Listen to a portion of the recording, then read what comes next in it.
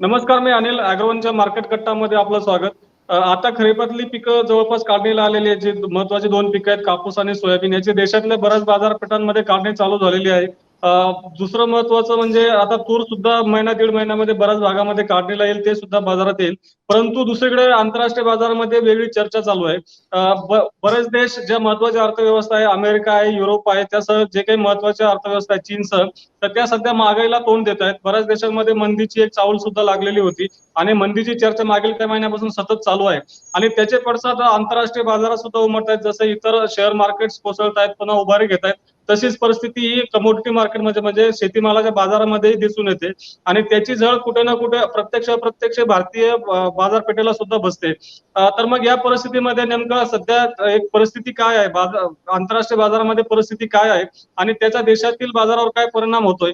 याच्यामध्ये आपली जी 2 महत्त्वाची पिकं आहेत, की जी आता काढणीला आली, कापूस आणि सोयाबीन. तर या पिकांना या पिकांचं एक भवितव्य काय असू शकतं, याच्यावर आज आपण चर्चा करणार आहोत. आज आपल्यासोबत सहभागी झाले आहेत केडिया ॲडवायझरीचे संचालक अजय केडिया सर. सर नमस्कार. आपका स्वागत है ॲग्रोवन में. नमस्ते जी। सर जी, अभी हम लोगों ने देखा कि पिछले कुछ महीनों से जो अपना इंटरनेशनल मार्केट है, तो वहाँ पे एक चर्चा चल रही है कि मंदी आ रही है या फिर जो कोई इन्फ्लेशन बढ़ा है, तो उसका कुछ प्रेशर कमोडिटी मार्केट में भी आया है, एग्रीकल्चर कमोडिटी में। अगर हम इंडिया की बात करें तो हमारा जो मेजर 2 क्रॉप है, जो अभी खरीफ के सीजन में हम लोग 2 ही क्रॉप के बेहाफ में देखते हैं, एक है सोयाबीन और दूसरा है कॉटन। तो अभी फिलहाल इंटरनेशनल मार्केट में क्या परिस्थिति है और ये जो बोला जा रहा है कि फूड क्राइसिस अभी भी है, तो ये नेमका रियलिटी क्या है अभी? डेफिनेटली आनंद जी, जैसे हमने बात की कि इंटरनेशनल मार्केट में क्राइसिस है और जब इन्फ्लेशन की बात करते हैं तो इन्फ्लेशन का मतलब ही होता है कमोडिटी के भाव में तेजी। तो ज्यादा करके हम देखते हैं जब भी कुछ ग्लोबल इवेंट होता है, जैसे 2008 में भी हमने देखा था कि एक तरफ सूखे की मार थी, दूसरी तरफ फाइनेंशियल क्राइसिस था।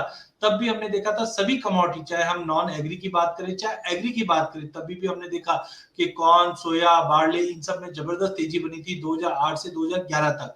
सिमिलरली इस बार भी हम देख रहे हैं कि जो वेदर पैटर्न हुआ है पिछले 1 डेढ़ सालों में, 2 सालों में, कुछ जगह पे सूखे पड़े, कुछ जगह पे फ्लडिंग सिचुएशन बनी, उसकी वजह से भी इंपैक्ट पड़ा है। एक सिंपल मैं उदाहरण देना चाहूंगा। आज ही मैं मॉर्निंग में एक डेटा देख रहा था कि 2022 का अनप्रेसिडेंट हंगर इंडेक्स जो है वो फिर से बढ़कर 828 मिलियन पीपल्स पे पहुंच चुका है, जो सीधा सीधा दर्शाता है कि एग्री मार्केट का जो कंसर्न्स है वो अब दिखने लग गया है। इसी बीच हमने देखा फरवरी में जब रशिया और यूक्रेन के बीच में लड़ाई छिड़ी, उसका इंपैक्ट हमने सभी एग्री पे पड़ते हुए देखा, क्योंकि आज ग्लोबल मार्केट में लॉजिस्टिक सबसे इंपॉर्टेंट हो गया है। तो हमने गेहूं जी, के भाव में तेजी देखी, सोयाबीन के भाव में तेजी देखी, कॉटन में भी हमने पिछले साल देखा था जो एस्टिमेट्स बने हुए थे, चाहे हम डोमेस्टिक मार्केट की बात करें चाहे इंटरनेशनल मार्केट की बात करें, जहां पे हमने करीबन 70 सेंट से 150 सेंट तक के भी लेवल बनते हुए देखे। तो आई थिंक ग्लोबल मार्केट में इन्फ्लेशन कंसर्न बन रहा है, जो एनर्जी को भी इंपैक्ट कर रहा है। और जिस ढंग से डॉलर में 20 साल की हायर स्तर पे डॉलर बना हुआ है, तो जब भी डॉलर में तेजी आती है तो कहीं ना कहीं थोड़ी बहुत अब गिरावट आना चालू हो चुकी है। बट मुझे लगता है कि डिमांड अब इंप्रूव हो रही है, जिसकी वजह से कहीं ना कहीं प्राइजेस में अभी भी अपलिफ्ट बना हुआ है। बट हाँ, प्रोडक्शन साइड थोड़ी थोड़ी इंप्रूव हुए। तो अब जो इन्फ्लेशन का जो कंसर्न है अगले 2-5 महीनों तक और कंटिन्यू रह सकता है। बट हाँ, थोड़े बहुत रिलीफ हम नॉन एडिबल पार्ट पे देख रहे हैं कि पाम ऑयल में गिरावट है, सोया में गिरावट है, तो सोयाबीन में भी अब गिरावट आई है, बट थोड़ी बहुत स्टेबिलिटी अब बनना चालू हो चुकी है। जी सर, अभी आपने इंटरनेशनल मार्केट का बताया। अगर हम लोग अभी अपने डोमेस्टिक पे आते हैं कि अभी हमारा जो कॉटन का सीजन है वो स्टार्ट हो चुका है। अगर हम लोग इंडिया की बात करें तो नॉर्थ इंडिया में वो पिछले मतलब सितंबर से ही कॉटन का अराइवल स्टार्ट हुआ है। अभी महाराष्ट्र और गुजरात में भी अभी वो मतलब आगे चल के बढ़ेगा, इस महीने में अक्टूबर में ही बढ़ेगा। तो आपने अभी कल मतलब 2 दिन पहले हमको ये सब मार्केट का सिनारियो बताया है। लेकिन अभी भी अगर हम लोग बात करें कि कॉटन की स्पेसिफिक, तो इस साल फार्मर को क्या चांसेस है, ऐसा आपको लगता है? देखिए, कॉटन की अगर बात करें तो पिछली बार भी हमने देखा था कि मार्केट में एस्टिमेट थे 370 लाख गठान के आसपास की होते, हमने देखा 312 पे जाकर सिमटा, जिसकी वजह से एक बड़ी रैली हमने डोमेस्टिक मार्केट पे आते हुए देखी, जहां पे लाख का भी लेवल हमने कबाड़ में हाजिर में तोड़ते हुए देखा था। इस बार सोइंग अच्छी इंप्रूव हुई है, एरिया भी अच्छा हुआ है, बट फिर से अगर हम देखें तो वेदर की जो पैटर्न्स बने हैं उसकी वजह से डैमेजेस और पिंक बॉल वॉर्म कंसर्न ये सब बने हुए हैं।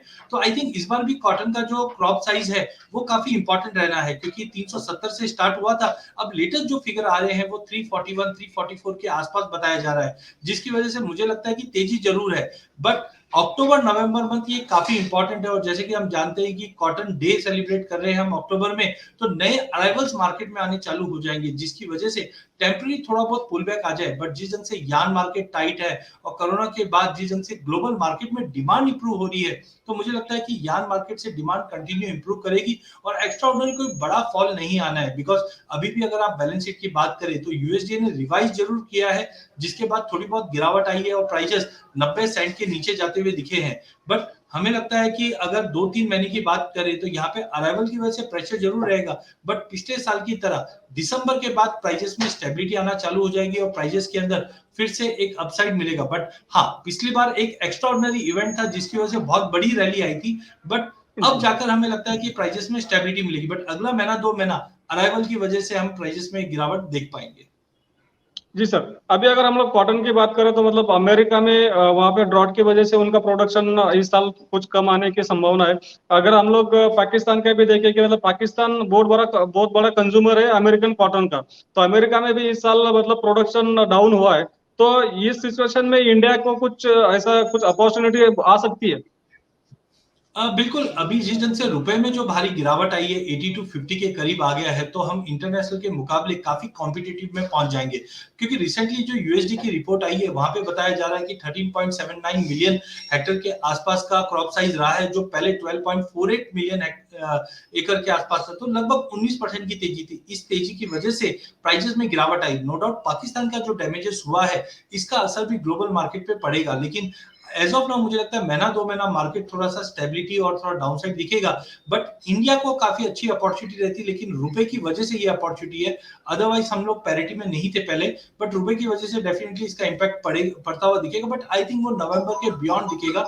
एज ऑफ नाउ मार्केट में मुझे कोई बड़ा एक्स्ट्रा उछाल नहीं है। टेम्पररी 2-3 दिनों में जो उछाल आया है वो भारी गिरावट के बाद एक अराइवल में थोड़ा डिले हो रहा है, उसकी वजह से आया हुआ है। जी। और सर आपके अगर हम लोग पिछले 15 दिन के कॉटन मार्केट में जो भी अभी सब्जेक्ट पे चर्चा चल रही है उसकी बात करें, तो दूसरा दो इम्पोर्टेंट सब्जेक्ट चल रहे वो जो अमेरिका ने चाइना का जो कॉटन और कॉटन प्रोडक्ट इंपोर्ट पे बैन लगा है वो एक है। और दूसरा जो है कि मतलब टेक्सटाइल इंडस्ट्री से टेक्सटाइल को डिमांड नहीं है, तो इसका प्रेशर मार्केट पे है। तो अभी क्या ये सिचुएशन कैसे है और ये कब तक चलेगी? देखिए, यूएस और चाइना की अगर रिलेशंस की बात करें तो मुझे नहीं लगता है कि बहुत ही अच्छा है, क्योंकि इससे पहले भी हमने देखा कि जब टैरिफ वॉर था हम्म। तो पहले तो थोड़ा बहुत रिलेशन अच्छे थे, बट कब बिगड़ जाए ये बोल नहीं सकते। क्योंकि चाइना में भी हमने देखा कि जो इंटरनेट कॉन्फ्लिक्ट चल रहा है तो चेंज ऑफ पावर्स होने वाले हैं, और इवन नवंबर के अंदर यूएस के अंदर भी सीनेट के मिड टर्म इलेक्शंस है, तो ये काफी जी इंपॉर्टेंट रहेगा। बिकॉज रिपब्लिकन अभी भी हावी है, जिस जन से एनर्जी क्राइसिस की वजह से या इन्फ्लेशन की वजह से जो करंट गवर्नमेंट जूझ रही है। तो अगर चेंज ऑफ पावर यूएस में और चाइना में होता है तो अगेन इनके जो रिलेशन है वो वापस रिव्यू करने पड़ेंगे। तो टाइम बिंग इंडिया काफी अच्छी पोजीशनिंग में रहेगी, क्योंकि क्रॉप लेट्स सी अगर माना जा रहा है कि अगर 345 350 के आसपास की क्रॉप रहेगी तो हम काफी कंफर्ट जोन में रहेंगे। बट इससे ज्यादा अगर क्रॉप में थोड़ा डैमेजेस दिखाई देता है, क्योंकि अभी हमने देखा महाराष्ट्र में फिर से बरसातें चालू हो चुकी है, गुजरात में भी बरसातें चालू हो चुकी है, तो अगर कुछ डैमेजेस बढ़ता है तो हो सकता है कि हम इतना ज्यादा पार्टिसिपेशन नहीं करें इंटरनेशनल में। बट ओवरऑल मुझे लगता है कि अभी अगला महीना 2 महीना काफी क्रुशियल रहेगा, अराइवल को लेकर, क्रॉप को लेकर, वेदर को लेकर और ग्लोबल इक्वेशंस को लेकर। जी। आपने अभी कॉटन का सिनेरियो हमें बताया, इसके लिए बहुत बहुत धन्यवाद आपका। अभी हम लोग अपना जो खरीफ का जो मेन दूसरा क्रॉप है वो है सोयाबीन। तो सर अभी सोयाबीन का मतलब हार्वेस्टिंग बहुत सारे जगह पे स्टार्ट हुआ है, एमपी महाराष्ट्र में कुछ कुछ मंडियों में मतलब सोयाबीन का अराइवल भी स्टार्ट हुआ है। तो इस साल आप सोयाबीन सीजन को कैसा देख रहे हैं? मतलब अपना डिमांड एंड सप्लाई का एक बैलेंस शीट कैसा रह सकता है? देखिए, एज ऑफ नाउ सोइंग का एरिया काफी बड़ा है और हमने देखा पिछले साल गवर्नमेंट ने जनरेट किया था कि एडिबल ऑयल कॉम्प्लेक्स के अंदर हम प्रोडक्शन बढ़ाएंगे, तो मस्टर्ड में, राइडे में भी हमने सोइंग का एरिया बढ़ा, प्रोडक्शन भी काफी अच्छा रहा। उसी के तहत जी 9% की एमएसपी हमने बढ़ते हुए देखी सोयाबीन में, जिसकी वजह से प्राइसेस में एक अच्छा खासा गिरावट भी था। बट अगेन मानसून को लेकर या कुछ डिले हुआ है, जिसकी वजह से प्राइसेस में गेन जरूर है। मुझे लगता है 150-200 रुपए की तेजी आ सकती है मौसम को लेकर, थोड़े बहुत डिले की वजह से। बट ओवरऑल अगर 3-4 महीने की अवधि की बात करें, फरवरी मार्च तक की, तो मुझे लगता है प्राइसेस में फिर से गिरावट बढ़ेगा, जो 4200 तक के भी लेवल दिखा दे, क्योंकि क्रॉप साइज अच्छी है। ग्लोबल मार्केट में भी बैलेंस शीट काफी अच्छी दिखाई दे रही है। तो ओवरऑल मुझे लगता है कि प्राइसेस में आगे जाकर गिरावट कंटिन्यू रहेगी, क्योंकि रिसेंटली हमने देखा पाम ऑयल में और सनफ्लावर ऑयल के भी जो लॉजिस्टिक इश्यू थे यूक्रेन को लेकर, वो सब सॉर्ट आउट हो चुके हैं। तो थोड़ा बहुत टेम्पररी जंप है, बट ओवरऑल मुझे लगता है कि प्राइसेस में आगे जाकर गिरावट का रुख कंटिन्यू रहेगा। हाँ, लेकिन सर अभी जो हम लोग कॉटन में जो ट्रेंड दिख रहे हैं कि बारिश की वजह से जो भी मतलब डैमेज हो रहा है कॉटन का, तो जो हमारे जो मेन स्टेट है कि महाराष्ट्र और एमपी, तो दोनों स्टेट में, एमपी में तो कुछ जगह पे बारिश कम है, कुछ जगह पे बारिश ज्यादा है। महाराष्ट्र में भी जो मेन जो रीजन है, जो रीजन है जो सोयाबीन प्रोडक्शन ज्यादा से ज्यादा लेते हैं, वो है मराठवाड़ा और विदर्भ। तो वहां पे जब हम लोग देखते हैं कि या फिर किसानों से बात करते हैं, तो वो देखते हैं कि ऐसा फिजिकल डैमेज बहुत कम दिखता है, लेकिन जो अगर हम लोग प्रोडक्टिविटी की बात करें तो बहुत कम प्रोडक्टिविटी आ रही है मुझे। पिछले अगर हम लोग कंपेयर करें पिछले साल से भी, तो किसानों का कहना है कि पिछले साल हमको 7 क्विंटल 8 क्विंटल आया था, जो इस साल कम हो रहा है। तो हम लोग ऐसा मानकर अगर चले कि नहीं भाई हमारा प्रोडक्टिविटी कम आया है, या फिर सोयाबीन का प्रोडक्शन भी कम होता है, तो मार्केट का क्या रंग दिखा सकता है आगे चल के? देखिए डेफिनेटली इंडिया के लिए यील्ड कंसर्न काफी इंपॉर्टेंट है। अगर ग्लोबल मार्केट के इंडेक्स में अगर देखें तो कॉटन की यील्ड इंडिया में काफी हद तक बाकी देशों के मुकाबले आधी है। तो मुझे लगता है कि ये जी इम्पैक्ट डेफिनेटली पड़ेगा। और साथ में एक चीज और देखी गई है कि इस बार जो अर्ली सोइंग हुई है, उसकी वजह से हमें लगता है कि अक्टूबर नवंबर में जो पिकिंग हो जाएगी, उसके बाद फार्मर, हमने पिछले साल भी कुछ जगह पे एरियाज में देखा था कि थर्ड पॉडिंग हुई नहीं है, फार्मर शिफ्ट कर गए हैं दूसरे, क्योंकि लास्ट टाइम मस्टर्ड के भाव काफी तेज थे। तो डेफिनेटली यील्ड को लेकर काफी कंसर्न है, बिकॉज जिस ढंग से फार्मर को आउटपुट कम मिल रहा है, तो आगे जाके हो सकता है ये फार्मर दूसरे कैश क्रॉप पे या दूसरे क्रॉप पे शिफ्टिंग होते हुए दिखेंगे। जैसे कि हमने रिसेंटली देखा भी है कि काफी एरिया, अभी वीट है, अगर वीट की बात करें तो यहाँ पे भी हमने एरिया बढ़ते हुए देख पा रहे हैं। तो I think as of now तो बोल सकते हैं कि जो यील्ड कंसर्न है, उसकी वजह से फार्मर का रुझान दूसरे क्रॉप पे भी बढ़ता हुआ दिखाई दिया है। और माना जा रहा है कि कुछ तेलंगाना में न्यूज ये भी थी कि कुछ नए तरीके के बीज की सोइंग हुई है, जो एक पॉडिंग के लिए बनी गई है। तो आई थिंक इंडिया के लिए यील्ड का कंसर्न तो डेफिनेटली है। पिछले बार भी इसी की वजह से हमने लगभग 15-20 लाख का जो डिफरेंसेस देखा था हाजिर के ट्रेडर्स के हिसाब से और सीएआई के हिसाब से, वो फर्क दिखाई दिया। तो I think yield concern definitely रहना चाहिए इस बार भी। जी सर। और हम अभी हमारा जो खरीफ का तीसरा मेन जो क्रॉप रहता है वो है पल्सेस। मतलब हमारे खरीफ में तो तुअर बहुत ज्यादा लोग लेते हैं, तुअर का एरिया भी ज्यादा है पल्सेस में, मूंग और उड़द का उससे थोड़ा कम है। तो अगर हम लोग सिर्फ तुअर की बात करें तो इस साल में तुअर का बैलेंस शीट कैसा रह सकता है? देखिए ओवरऑल स्पेसिफाइडली तुअर में अभी तक एज ऑफ नाउ फ्यूचर्स पे ज्यादा नहीं है, तो मैं ज्यादा नहीं दिख पा रहा हूँ। बट जी हाँ, ओवरऑल पल्सेस की अगर हम बात करते हैं तो काफी निराशाजनक पूरा साल रहा है, जिसकी वजह से हमें लगता है कि जो एरिया है ओवरऑल पल्सेस में, वहां पे हम ड्रॉप देखेंगे। और आगे फेस्टिव सीजन भी है, तो डिमांड शॉर्ट टर्म में अच्छी रहेगी। तो इन शॉर्ट अगर हम बात करें तो बैलेंस शीट से बेटर हम अगर डिमांड की बात करें, तो अभी as of now demand improve, उसकी वजह से प्राइसेस को थोड़ा अपलिफ्ट मिलेगा। बट ज्यादा बड़ी तेजी हम पूरे पल्सेस में नहीं देख पा रहे टाइम बिंग। हाँ, हो सकता है नवंबर बियॉन्ड जैसे एक बार सोइंग के फिगर्स बाकी क्रॉप के भी आ जाते हैं, तो वो प्राइसेस को एक हम्म। अपलिफ्ट करेंगे। क्योंकि आज के डेट में चने की अगर हम बात करें तो काफी एमएसपी के नीचे ट्रेड कर रहे हैं। उसके अलावा अगर वीट है, बाकी कमोडिटीज है, उनमें हमने डबल डिजिट गेन्स आते हुए देखे पिछले साल में। तो काफी इंपॉर्टेंट रहेगा इस बार सोइंग का पैटर्न कैसा रहेगा पल्सेस के लिए। जी। अभी आप हमने बहुत सारे मुद्दों पर चर्चा की है कि मतलब अभी मार्केट का सिनेरियो क्या रह सकता है। लास्ट का क्वेश्चन सर यही है कि फार्मर, जब हम फार्मर की बात करते हैं तो फार्मर का हर एक ही क्वेश्चन होता है कि इस साल हमें रेट क्या मिलेगा।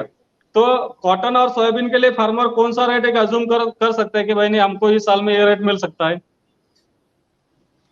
देखिए काफी मुद्दे की बात है, क्योंकि फार्मर को पैसा चाहिए, और पैसा कब मिलेगा, जब सामने भाव रखेगा।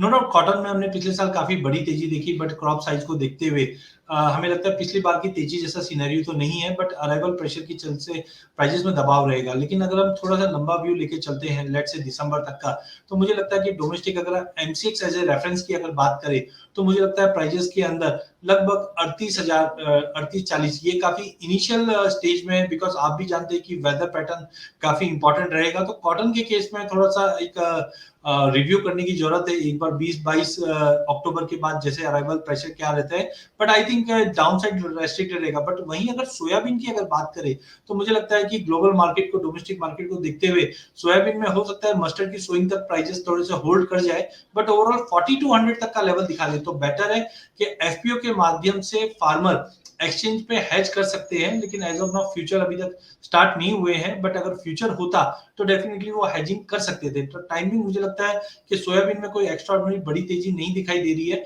बट कॉटन थोड़ा स्टेबल रह सकता है। हाँ, अभी आपने जो एक बहुत अहम मुद्दा उठाया कि भाई फीचर्स अभी बैन है, मतलब कॉटन तो अभी एमसीएक्स में चल रहा है, उसमें फार्मर बहुत कम है, लेकिन सोयाबीन में फार्मर बहुत ज्यादा अभी पिछले 1-2 साल से अभी आए एनसीडीएक्स पे। तो आपको ऐसा लगता है कि मतलब अगर सोयाबीन के फ्यूचर्स अगर फिर से स्टार्ट हो जाए तो कुछ बाजार इंप्रूव हो सकता है? हाँ बिल्कुल, देखिए फ्यूचर को as a trading point of view से ना देखा जाए, फ्यूचर को एज ए हेजिंग टूल के हिसाब से देखा जाए। आज फार्मर जब फसल लगाता है उसे 8,000 का भाव दिखता है, लेकिन जब फसल आती है हाथ में तब हम देखते हैं 5,000 का भाव है। तो ये जो नुकसान है ये फ्यूचर के द्वारा हम हेज करके बच सकते हैं। तो फार्मर एक्सचेंज के जो फ्यूचर्स पे जो अवेलेबल है, यहाँ पे वो हेजिंग कर सकते हैं। At the time of sowing, जब वो सोइंग करते हैं उन्होंने देखा कि 8,000 का भाव एक्सचेंज पे चल रहा है, वो टाइम पे फ्यूचर पे बेचा जा सकता है। और जब अराइवल सामने आती है, वो टाइम पे अगर कवर अप करे, इनकेस प्राइसेस में फॉल आता है, तो एटलीस्ट जो उन्होंने भाव देखा था सोइंग के टाइम पे, वो भाव उनको मिल सकता है। तो आई थिंक ये काफी बड़ा रोल प्ले करता है एक्सचेंज, और डेफिनेटली इसको वापस शुरू करना चाहिए।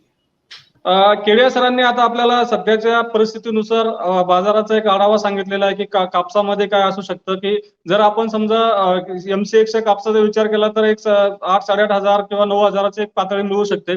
सोयाबीन मध्ये थोडं चित्र हे आंतरराष्ट्रीय बाजाराशी जोडलेलं असल्यामुळं थोडं आता सध्या केडिया सरांच्या मतानुसार एक दबाव असू शकतो. कमीत कमी रेंज त्यांनी 4,200 सांगितलेली आहे, की म्हणजे हमी भावाच्या आसपास सांगितलेली आहे. त्यापेक्षा मार्केट पडणार नाही. परंतु ही सगळी परिस्थिती कापूस असेल किंवा बाजार असेल, याचे जे काही दर आहे किंवा याचा जो काही बाजार भाव आहे, तो आपण ठामपणे जेव्हा सांगू शकू की आता ऑक्टोबर संपल्यानंतर पीक परिस्थिती कशी आहे, आपल्या हातामध्ये पीक किती येतं, याच्यावरून आपल्याला एक बाजाराची दिशा ठरवता येईल किंवा बाजार कसा राहील हेही सांगता येईल. आत्ताच्या परिस्थितीनुसार सरांनी हे विश्लेषण केलेलं आहे. आपण सरांना परत या महिन्याच्या शेवटी जेव्हा आपली परिस्थिती पूर्ण चित्र समोर येईल, तेव्हा आपण परत सरांना बोलू आणि सरांकडून समजून घेऊया की नेमका आंतरराष्ट्रीय बाजार आणि देशातल्या बाजारामध्ये काय चालू आहे. केडे सरांनी आपल्याला इथं वेळ दिला त्याबद्दल मी सरांचे आभार व्यक्त करतो. धन्यवाद सर, आपने आपका कीमती वक्त हमें दिया बहुत इसलिए. बहुत थैंक यू सर.